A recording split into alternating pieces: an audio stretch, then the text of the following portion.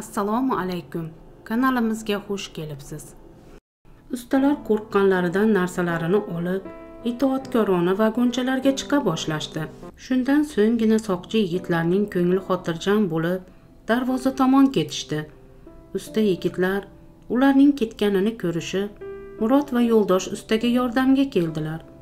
Qonga belanib, hamma yeri momataloq bo'lib ketgan Murod o'rnidan tura olmadi. A'zoyu badanidagi qattiq og'riq butun vujudini qaqshatib azob berayotganidan u zo'rg'a ingrardi xolos. Pakana usta kelib uni ko'tardi.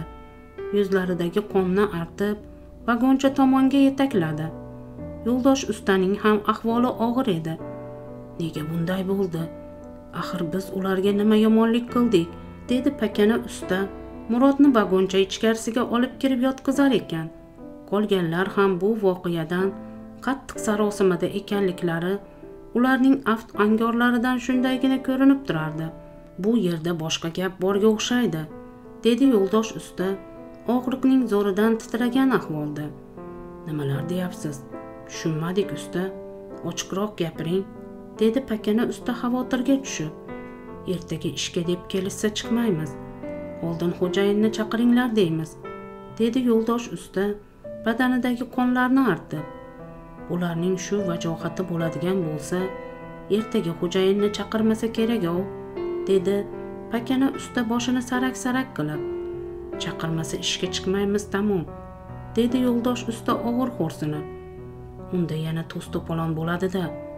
Balki bo'lmas. Xo'jayin kelmasa, unda nima qilamiz? Dedi Murod o'zini qo'lga olib. Kelmasa ishlamaymiz. Oldingi qurilish obyektida ishlagan pullarimizni talab qilamiz, dedi yo'ldosh usta qat'iyatlik bilan. Pasportlarimizni ham olishimiz kerak. Axir hujjatsiz biror joyga chiqa olmaymiz-ku, dedi Murod ovozi qaltiragancha. To'g'ri, olishimiz kerak. Ha, shunday qilamiz. Pulni ham, hujjatni ham olamiz. Keyin uyga ketamiz, dedi pakana usta. To'xtanglar, mabodo berishmasa-chi, unda nima qilamiz? Ustalar bunday bo'lishini sira o'ylashmagan edi. Agar shunday bo'lib chiqsa bormi? Hammasi tamom bo'ladi-ku, xayolidan o'tkazdi Murod. Axir bu musofir yurtlarda pulsiz va hujjatsiz qayerga ham borib bo'lardi. Yo'q, unday bo'lishi mumkin emas.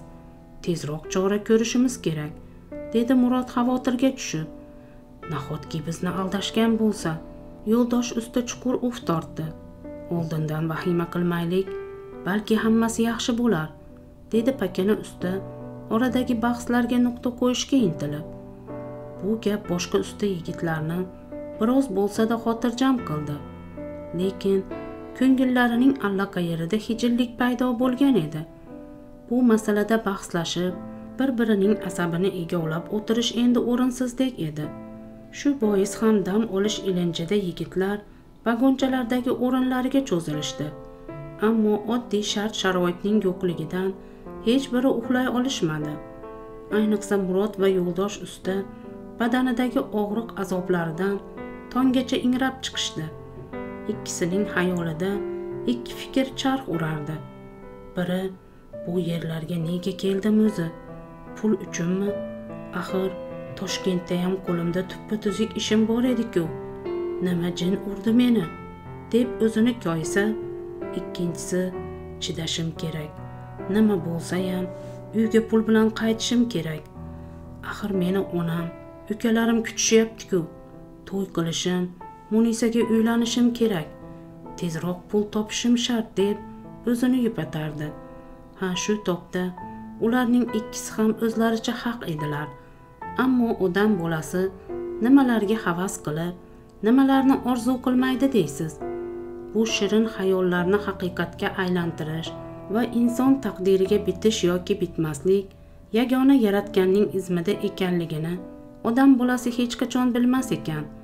Shuning uchun ham ertaga yigitlarni nima kutayotganini hech kim bilmaydi. Tong yorisha boshladi.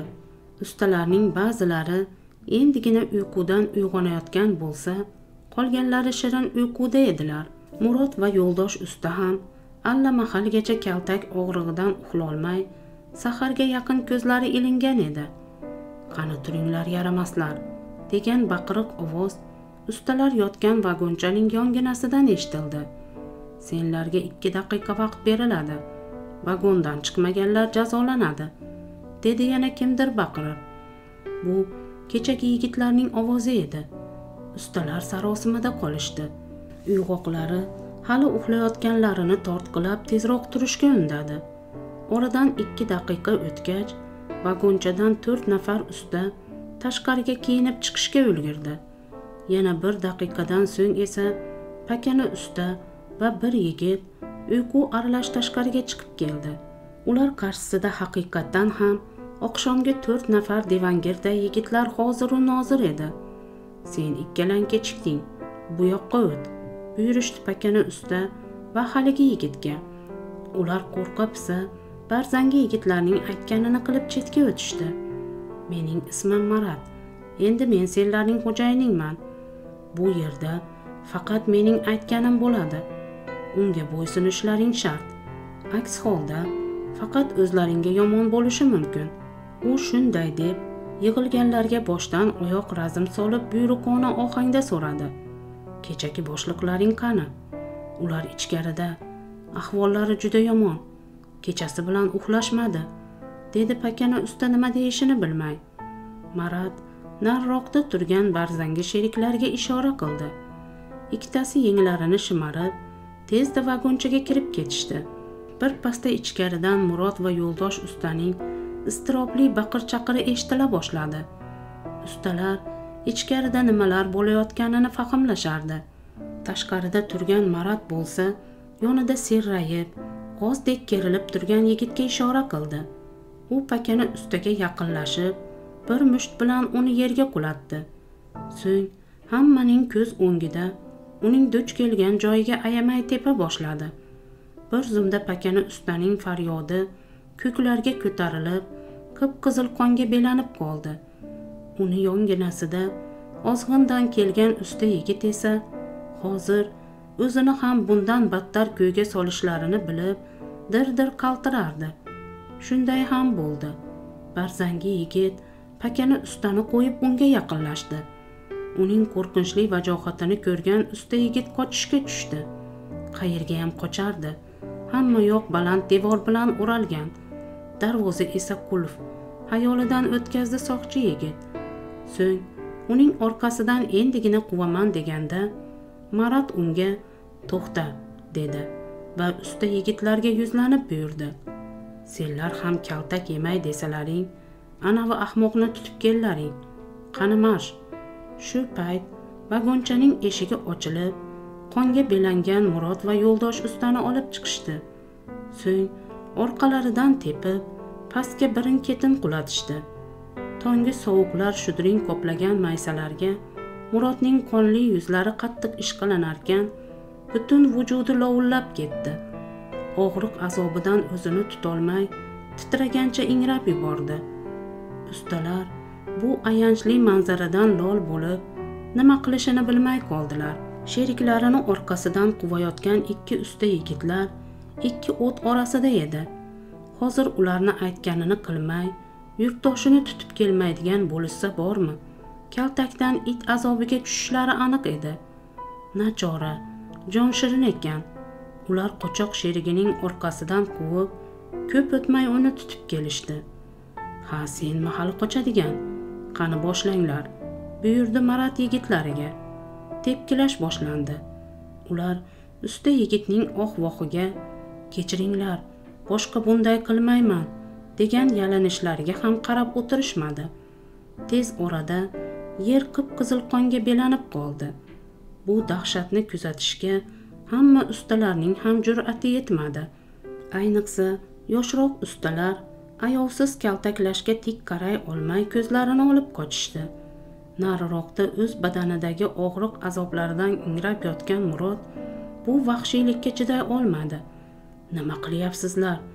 O'ldirib qo'yasizlar-ku", dedi butun kuchini yig'ib baqirgancha. "O'chir ovozingni. O'lging kelyaptimi?" Unga qarab o'dag'ayladi Marat. "Biz sizlarga nima yomonlik qildik? Tushuntirib bering", yana baqirdi jon holatda Murod. Bu yerda tartib intizomga rioya qilmagan qullar jazolanadi. Endi tushundingmi? Dedi Marat o'dag'aylab Murodning tepasiga kelarkan. Nima? Nega bizni quvdiyapsan? Dedi Murod g'azabdan titrab. Voqealarni tomoshabindek kuzatayotgan usta yigitlar bu so'zdan hayron qolishi, sergak tortishdi.